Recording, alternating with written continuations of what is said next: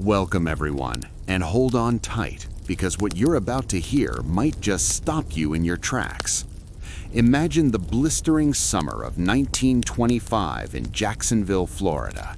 The sun beats mercilessly on the dusty streets, while train after train from New York, Chicago, Detroit, Boston, and even as far as Los Angeles screeches into the station packed with wide-eyed Americans clutching crumpled maps, savings account passbooks, faded brochures promising paradise, and the last of their hard-earned life savings. They line up for blocks outside flashy real estate offices, sweat dripping down their faces, eyes shining with the pure American dream of owning a piece of sunshine. For just $10 down, sometimes even less, they can own a prime building lot in Florida's future, a sun-soaked slice of heaven that developers swear will double, triple, or explode in value overnight. But one man, already the most infamous con artist in America, is quietly selling them something far darker: worthless, mosquito-infested half-underwater swampland in the middle of nowhere, 65 miles from the nearest city, where alligators outnumber people and the ground disappears under 6 feet of water for half the year. Before the phrase "swampland in Florida" became a national punchline for any worthless deal, Charles Ponzi, the man whose very name would forever define the Ponzi scheme itself, sold fake land to thousands of trusting Americans and walked away with their dreams, their savings, and their dignity. Hello, friends, and a massive, heartfelt welcome to every single one of you tuning in today. Whether you're watching from the bustling streets of New York City, the windy plains of Chicago, the sunny beaches of California, the heart of Texas, the swamps of Florida itself, or anywhere across this vast and beautiful nation of ours. If you love gripping, true American history, financial scandals that feel ripped from today's headlines, roaring 20s drama, true crime that reads like the wildest fiction, or jaw-dropping tales of greed, ambition, charisma, and the eternal chase for the American dream, you have found your new favorite channel. This is the complete, expanded, astonishingly detailed, fact-packed epic of Charles Ponzi and his brazen 1925 Florida Charpon Land Syndicate scam, one of the most audacious real estate frauds in U.S. history, and the final American act of the man who gave his name to the Ponzi scheme itself. Every single detail here is drawn straight from court records, 1920s newspaper accounts from the Jacksonville Journal, Miami Herald, Boston Post, and National Wires, land boom archives, grand jury testimony, victim letters, and contemporary eyewitness reports. I've written this narration especially for you, rich with vivid scene-setting descriptions, real quotes from the era, blow-by-blow timelines, heartbreaking personal stories of ordinary Americans who lost everything, and cinematic visuals so your voiceover can sync perfectly with archival black and white photos, grainy 1920s newsreel footage, dramatic reenactments of crowded trains pulling into Jacksonville, swampy lots crawling with mosquitoes, cash-stuffed offices buzzing with typewriters, frantic crowds demanding refunds, and tense courtroom showdowns. Grab a cold, sweet tea, settle into your favorite chair, dim the lights, and let's travel back exactly 100 years to one of the wildest, most surprising, and most instructive chapters in American real estate history: the man who sold fake land to thousands of Americans. To truly understand how Ponzi pulled this off and why thousands of ordinary, hard-working folks fell for it hook, line, and sinker, we have to immerse ourselves fully in the electric, chaotic, larger-than-life atmosphere of the roaring 20s Florida land boom, that glittering, unequal, explosive period when the entire nation seemed to lose its collective mind over sunshine, palm trees, and the intoxicating promise of instant wealth. Picture it clearly in your mind. World War I had ended just a few years earlier. America was flush with victory, cash, and boundless optimism. The stock market was climbing like a rocket on Wall Street. Jazz poured out of speakeasies in Chicago and New York. Flappers danced the Charleston in short skirts and bobbed hair. Henry Ford's affordable Model T put cars in the hands of millions of everyday families for the first time. The economy was roaring, prohibition created underground thrills, and the whole country was chasing the good life. Florida, once dismissed as a sleepy, mosquito-plagued backwater full of swamps and alligators, suddenly became the hottest real estate ticket on the planet, the new frontier of the American dream. Visionary developers like Carl Fisher, the man who literally created Miami Beach by dredging sand from the ocean floor and building luxury hotels, and D.P. Davis, who sold underwater lots in Tampa Bay by filling in mangrove swamps, turned raw wilderness into glittering paper subdivisions almost overnight. Full-page newspaper ads from Boston to Chicago to Los Angeles screamed promises that sounded too good to be true. See Florida and live forever. Buy now, watch your money grow like oranges on the trees. Retire in paradise where the sun shines 300 days a year. Artists' renderings showed palm-lined boulevards, yacht clubs, golf courses, Spanish-style mansions, and happy families lounging on pristine beaches that existed only in imagination. Trains rolled south packed with speculators and dreamers. In 1925 alone, more than 2 million people poured into the state. Miami's population exploded from roughly 30,000 to 100,000 in just 5 years.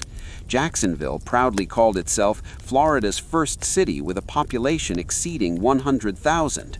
Hotels were booked solid for months in advance. Streets in Miami Beach were jammed bumper to bumper with luxury cars. Banks handed out loans on nothing but a handshake and a colorful map. Property values in some areas skyrocketed 500% or more in a single year. One developer sold an entire island that didn't even exist. Another marketed beachfront lots that were actually 20 miles inland. It was pure speculation fever, a classic bubble fueled by easy credit, aggressive advertising, and the deep human desire to escape the cold winters and factory grind of the North. And into this perfect storm of greed and gullibility stepped a man whose name was already national shorthand for fraud, Charles Ponzi. Ponzi's incredible larger-than-life story actually begins far earlier and far north in the icy streets of Boston and the small Italian town of Lugo. Born Carlo Pietro Giovanni Guglielmo Ponzi on March 3, 1982 in Italy, he arrived in America in 1903 at age 23 with only $2.50 in his pocket and dreams bigger than the Atlantic Ocean. He was charming, ambitious, restless, and always looking for the next big score. He tried everything: dishwasher in a New York restaurant, librarian at a college in Alabama, sign painter, fruit vendor, but nothing satisfied his hunger for the high life. In 1908, he landed in Montreal working at a crooked bank and got involved in forging checks, landing in Canadian prison for forgery. Deported back to the U.S., he bounced around until December 1919 when the idea that would make him infamous struck like lightning. Ponzi had received a single international postal reply coupon from Spain. These little vouchers allowed people to prepay return postage across borders. Because of wild currency fluctuations after World War I, Ponzi realized he could buy them cheaply abroad and redeem them at face value in the United States for a handsome profit, or so he told the world. He promised investors 50% returns in just 45 days or 100% in 90 days by trading these coupons on a massive international scale. He opened the Securities Exchange Company in Boston's North End. Word spread like wildfire through immigrant communities, churches, and working-class neighborhoods. Housewives, factory workers, teachers, clerks, and fellow Italian immigrants lined up outside his office on School Street, handing over their life savings in cash.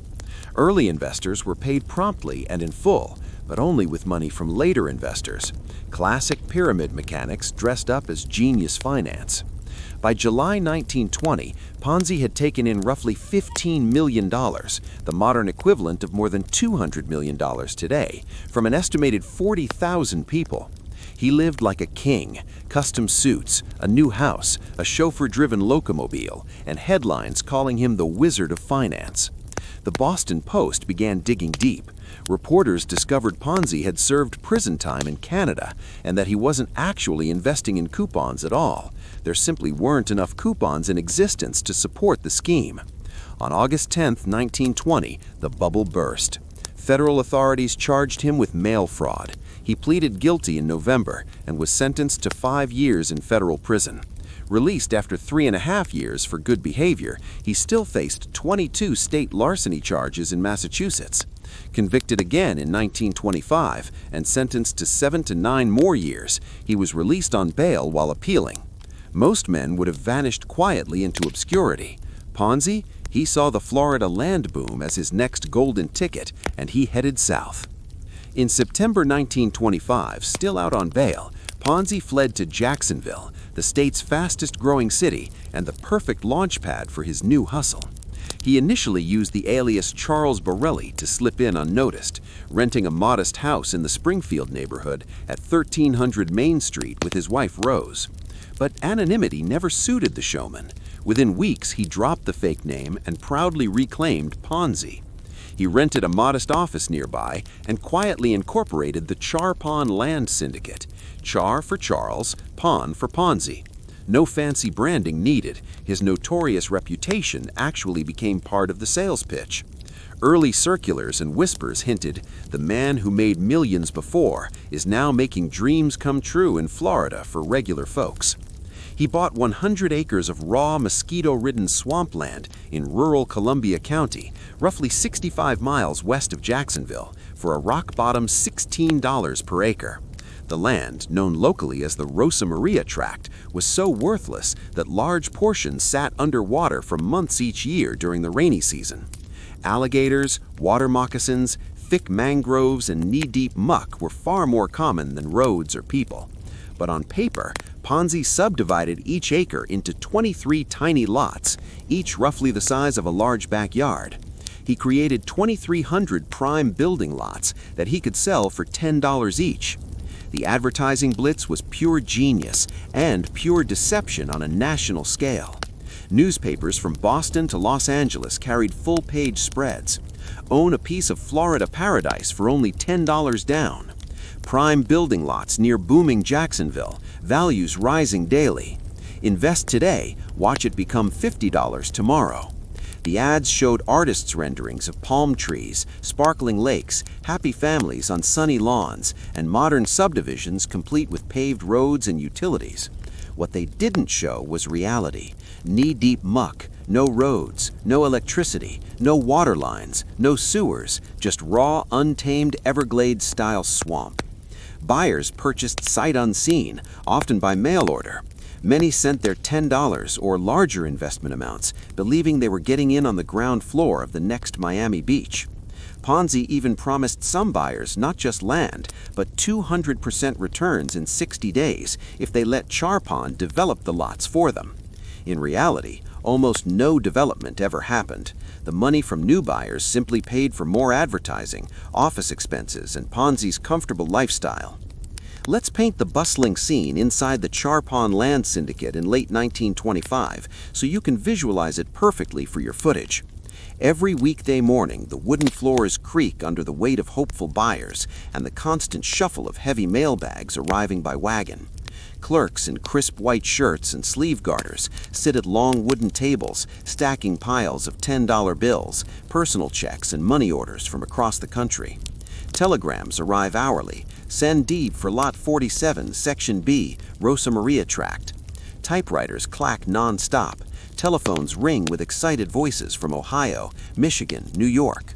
Ponzi himself, still the dapper 5'2" Italian immigrant with the thick accent, boyish grin, and magnetic charm that had fooled so many before, strolls the floor in a sharp suit, shaking hands, slapping backs, and telling colorful stories of how he beat the system before, and now he's giving regular working folks the same golden chance. He signs deeds personally for important customers. The office hums with energy. By November, the syndicate was taking in thousands of dollars a day. Ponzi made his first recorded sale on November 9, 1925, and had already collected around $7,000 from investors in just weeks. Mailbags arrived by the wagon load from as far away as California and Maine. Ordinary Americans from every walk of life fell hard for the dream. There was Mrs. Eleanor Thompson, a widowed school teacher from a small town in Ohio, who mailed her entire $800 life savings for 8 lots, dreaming of a quiet retirement cottage under the palms where she could escape the harsh northern winters. There was Mr. Henry Kowalski, a Polish immigrant factory foreman in Detroit, who borrowed against his home to buy 10 lots for their growing family, believing this was their ticket out of the crowded tenements. There was the young newlywed couple, Mr. and Mrs. Patrick O'Malley, from Brooklyn, who had scrimped and saved for 2 years and mailed $120 for a beach view lot they planned to build their first home on. Thousands more, factory workers, clerks, retirees, middle-class families, and recent immigrants did the same. Court records and newspaper stories from 1926 to 1927 are filled with desperate letters from victims who wrote things like, "I trusted you because everyone knew your name. How could this happen to honest people?" Many never forgave themselves. They used every penny they had, or even took out second mortgages, convinced by Ponzi's fame and the glossy brochures that this was their one shot at the American dream. Behind the closed office doors, however, the cracks were widening fast. Florida authorities began receiving complaints almost immediately. The state's real estate boom was already showing strain, overbuilding, a brutally cold winter in 1925 to 1926 that scared away buyers, and the first hints of cooling speculation. In February 1926, a Duval County grand jury indicted Ponzi, his wife, and 2 associates on 4 counts of violating Florida's trust and securities laws. The specific charges included failure to file a proper declaration of trust with the Secretary of State and selling certificates of indebtedness without permission. The evidence was overwhelming. Worthless land sold as prime property, wildly misleading advertisements, and 0 actual development on the ground. Picture the panic that erupted when the news hit the wires across the nation. Telegrams and desperate letters flooded the Charpon office by the hundreds. Buyers demanded refunds, proof their lots existed, or even just a single photograph of the land they had bought. Ponzi tried to calm the storm with more promises, a few token improvements, a single dirt road scraped through the swamp here, a wooden sign there, and fresh advertising claiming everything was fine and the development was proceeding. But it was too late. In a swift trial in Duval Court of Criminal Records, the jury found him guilty on the securities charges after deliberating only 1 hour and 3 minutes. The judge sentenced him to 1 year in Florida State Prison or a $1,500 fine. While out on $5,000 bail during appeal, Ponzi did what he had done so many times before. He ran. He shaved his head, grew a mustache, assumed the alias Charles Borelli once again, and slipped out of Jacksonville. He made his way south to Tampa, signed on as a crewman aboard an Italian freighter bound for Europe, and almost escaped the country entirely. But in New Orleans, a sharp-eyed deputy sheriff recognized him from wanted posters. Ponzi was arrested once more, extradited back to Florida, and eventually sent north to serve additional time in Massachusetts. He would spend years behind bars before finally being deported to Italy in 1934. His wife Rose, who had lost heavily in his earlier schemes, along with much of her own family, eventually divorced him and tried to rebuild her life quietly in Florida, desperate to escape the notoriety that followed her husband everywhere. The human cost of the Charpon Land Syndicate was heartbreaking and widespread. Thousands of ordinary Americans lost everything they had scraped together. Mrs. Thompson, the Ohio widow, died in poverty a few years later, never recovering a single dime. The O'Malleys in Brooklyn returned to tenement life with shattered dreams and mounting debt that haunted them for years. Henry Kowalski lost his home to foreclosure and had to move his family back into a crowded boarding house. Court records and newspaper accounts from 1926-27 are filled with stories of ruined lives, families who had planned Florida retirements now facing old age in charity homes, young couples whose first home dreams evaporated overnight. immigrants who had pinned their hopes on the land of opportunity only to be swindled by one of its most famous names. The scandal added powerful fuel to the growing national phrase "Swampland" in Florida, which became shorthand for any worthless or fraudulent real estate deal. It also contributed to the bursting of the Florida land bubble, which helped send the state into its own deep depression years before the 1929 Wall Street crash brought the rest of the nation down. Two devastating hurricanes in 1926 and 1928, killing hundreds and destroying billions in inflated property values, delivered the final blow to the boom Ponzi had tried to ride. And here's the most astonishing historical footnote of all. This Florida land play wasn't even Ponzi's biggest or most famous fraud. His 1920 postal coupon scheme had already ruined tens of thousands more lives and made his name synonymous with pyramid fraud forever. Yet, even after federal and state prison time, even after national disgrace, he couldn't resist one last American hustle. The Charpon Syndicate was smaller in scale. Estimates put the take at tens of thousands of dollars rather than the $15 million of his Boston scheme. But it was no less brazen, perfectly capturing the greed, gullibility, and get-rich-quick spirit of the Roaring Twenties. Ponzi lived out his final years in Italy and later Brazil, still scheming small-time cons until his death in 1949, buried in a pauper's grave in Rio de Janeiro. So what timeless lessons does this 100-year-old American tragedy teach us in 2026? The burning desire for quick riches and a better life never dies. During any economic boom, whether the 1920s land rush, the 1990s dot-com bubble, the 2000s housing crisis, or even today's cryptocurrency, meme stocks, non-fungible tokens, and real estate flipping frenzy, ordinary people chase impossible dreams sold by charismatic salesmen with glossy brochures, slick websites, and too-good-to-be-true promises. Regulators were slow and under-resourced then, just as they sometimes seem today when new technologies or hot markets promise overnight wealth. Sight unseen investments, prime opportunity ads, pressure to act fast, and the allure of famous names remain dangerous traps. Yet the human spirit that dreams of paradise, security, a winter home under the palms, and a piece of the American dream never fades. History shows again and again that shortcuts built on lies always sink into the swamp eventually, crushing the very people they claim to help. In an age of digital scams and AI-generated promises, Ponzi's story reminds us to stay skeptical, do our due diligence, and remember that if it sounds too good to be true, it almost certainly is. Friends, thank you from the bottom of my heart for watching this deep, exhaustive, feature-length dive into one of the most surprising and instructive real estate scandals in American history.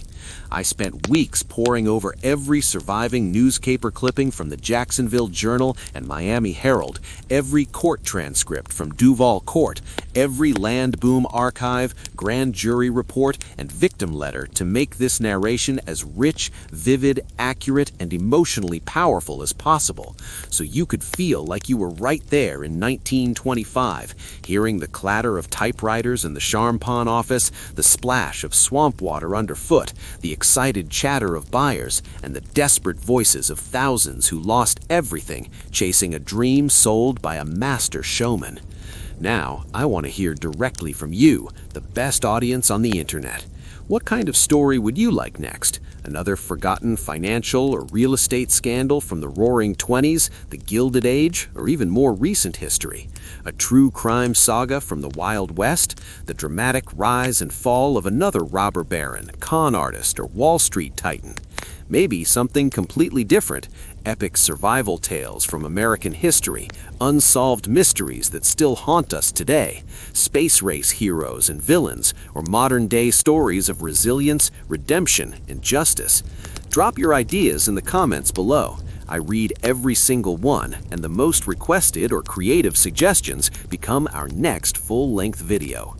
Until then, stay curious, stay skeptical of any prime Florida paradise or can't-miss opportunity that sounds too good to be true. Protect your hard-earned money and your dreams, and take care of yourselves and your families. God bless America, and thank you again for being part of this growing community of history lovers who refuse to let these incredible true stories be forgotten. This is your host signing off with the very best wishes for your health, your happiness, and a little extra dose of that old-fashioned American grit, wisdom, and common sense. See you in the next incredible story.